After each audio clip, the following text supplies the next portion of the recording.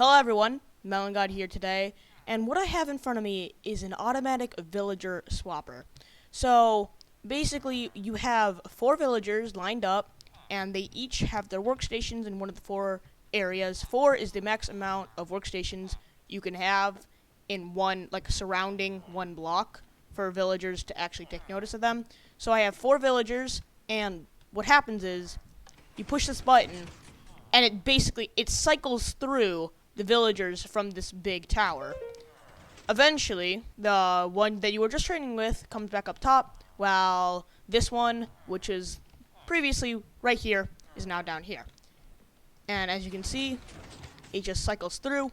But one interesting thing is that when you are pressing the button, you can only press it once. You can't press it multiple times.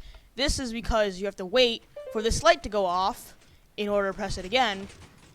This is needed because the villager actually takes some time to travel back up to here. It's not instant. Basically how this works is when you press this button, it runs into this redstone line connecting into this repeater, which activates 2 things. First, it activates this piston, which runs into repeaters, which activate pistons that drop the villagers.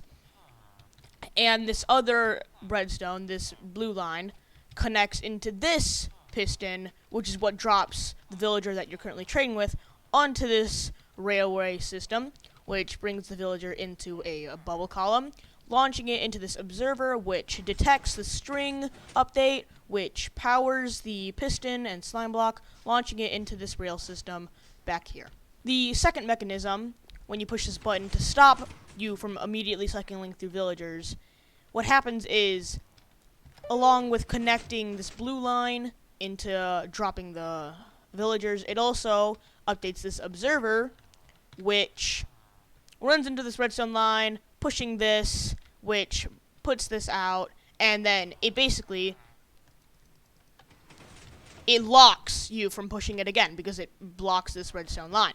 And when the villager comes, this detector rail actually updates this redstone line, which gives another signal into another observer, into the same redstone line, which powers this piston, which either powers or unpowers that piston, depending on if you push that button or if the detector rail was updated. Other than those, I added a few little fancy, details, like the light going off.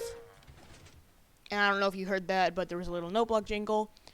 But this redstone is probably way more complicated than it needs to be. I am by no means a redstone expert, and there's definitely some flaws that could be fixed. I'm sure some timings could be worked out to make it a little bit quicker, but I've had to work through a lot of things to make this work, like, for example, what the piston actually retracts has to be not a full block in order for the villager not to get suffocation damage. This block has to have a top bit here that stops the villagers from getting pushed on the villager in the minecart. The minecart sometimes gets stuck on top of a slab, which is why it needs to be a stair so it doesn't get stuck. But yeah, basically, so they have access to all of their workstations, and you can just trade with them. And this is pretty cool. I'm definitely going to be building this in some future worlds. If you want to see it for yourself or to copy it, I will send a world download in the description, if I can. But thank you guys so much for watching. I know I haven't posted in a while, but thank you for 200 subscribers, and I will see you in the next video. Goodbye.